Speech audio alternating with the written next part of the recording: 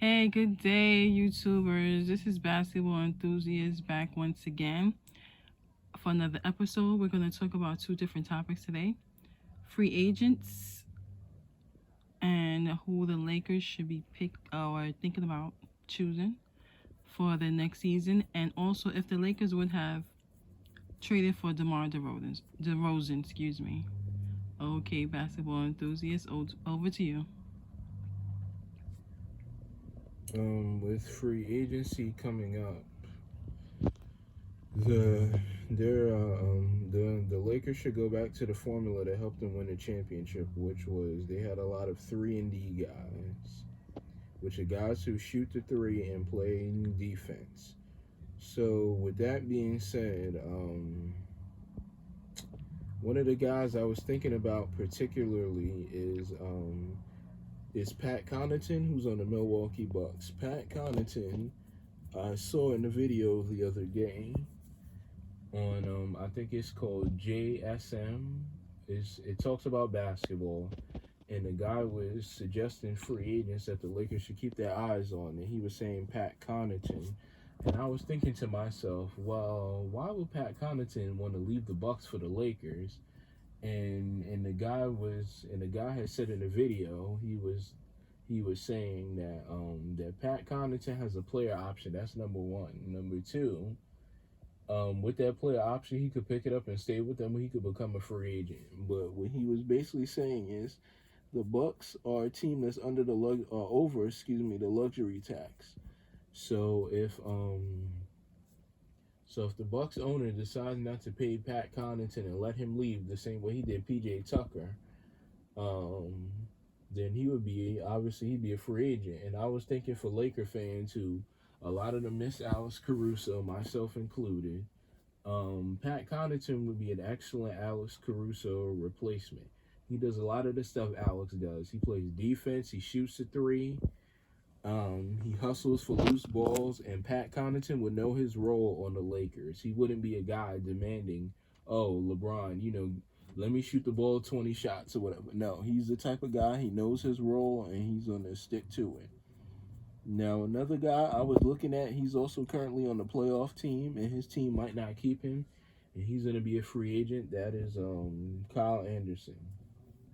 Kyle Anderson, some Laker fans are probably watching this and thinking, oh, well, Kyle Anderson isn't a great 3-point shooter. He only shoots maybe 28% from three. You guys can feel free to correct me on that. Look up his stats and tell me. But even if he doesn't shoot 28 or 35% from three, Kyle Anderson, one thing I like about him is he brings defense.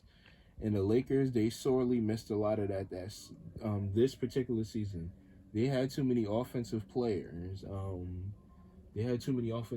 Like guys like Stanley Johnson, Wyndon Gabriel, and Austin Reeves seem to have given them a big lift. But the Lakers, to me, this year should mix their team, obviously, like they did the year when they won the title, of young guys and vets. So with that being said, like I said, Pat Connaughton, I believe he's only 26, 27 years old. So he would be a young guy. He's not somebody old. Carmelo Anthony, I would consider bringing Melo back if he wants to, because I love what he brought to the Lakers off the bench. He struggled on the road, but on the home games he was hot from the 3-point line. So I would consider bringing him back for his offense off the bench. Now, if you're looking for guys, like I said, to play defense, Pat Connaughton and Kyle Anderson are some names. Another name I would look at is former Laker Markieff Morris. Markieff Morris brought a lot of defense to the Lakers and toughness as well, which they miss. Another guy I would have my eyes on is James Johnson, who played for the Brooklyn Nets earlier this year before he was waived. James Johnson is actually a really good defensive player. Now, he's not going to shoot 45% from three like Stephen Curry. Like, that's crazy to ask or assume from him. But he can provide excellent defense. He would also provide an enforcer type of role on the Lakers. Um, Another guy to keep their eyes out for is and another guy for them to keep their eyes out for is Serge Ibaka, because a lot of people are talking about the Lakers could use some depth or help at the center position. And with Anthony Davis, you're not knowing if he's going to be healthy or not. I would, if I'm the Lakers, I try to bring in Serge Ibaka. Guys, I look at guys like Ibaka can hit the three and he can defend well. Is he the young Serge Ibaka from his Oklahoma City days? No, but he plays excellent defense still, and Ibaka rebounds and does the little stuff. If the Lakers are looking for more help defensively, I would look at Otto Porter Jr., who's on the Golden State Warriors. Now, that's that. Now I'm saying hypothetically, only if the Bucks and the Warriors don't plan on keeping Pat Connaughton and Otto Porter, I would go after them if I'm the Lakers. If they do plan on keeping them, like I was saying, Markieff Morris and Kyle Anderson can provide you with defense, and so can James Johnson and Serge Ibaka. Another Tristan Thompson wouldn't be a bad guy as well for the Lakers to pick up. He's another guy. Him and James Johnson could fill those enforcer roles for the Lakers. Another guy who's kind of under the radar that the Lakers should keep their eyes out for is Cody Martin. And not too many of the Laker fans watch Hornets basketball, but for the ones who do watch the Hornets play, Cody Martin, like his brother Caleb, who's on the Miami Heat, another team I'm a big fan of. Cody and Caleb Martin, what both the Martin twins bring is defense, and both of them are going to be free agents. Miami's probably going to keep Caleb Martin there because they love what he brought to their team. So they're probably going to, give him a nice contract to stay there. Cody Martin, he's going to be a free agent. If the Charlotte Hornets do not keep him, which I would be surprised if they don't, he's a very under the radar type of player. He can guard multiple positions and he can shoot the three. Also, like his brother, him and his brother aren't short, undersized guys. Him and his brother, I believe, are 6'7" and 6'8", which are pretty tall. So you would be able to use them. You would be able to use one of the Martin twins, whether it's Cody or Caleb. You could use them if you're the Lakers and you're going in the playoffs. Let's say you match up with the Clippers and you have to guard Paul George or Kawhi Leonard. Now, you can't ask Cody or Caleb to guard Kawhi and Paul the entire night, but you could put them on them at times and you could switch off and say, okay, you know what, Kyle Anderson, you take Kawhi at times. Cody, you took him for 5 or 8 minutes. Okay, now you sit.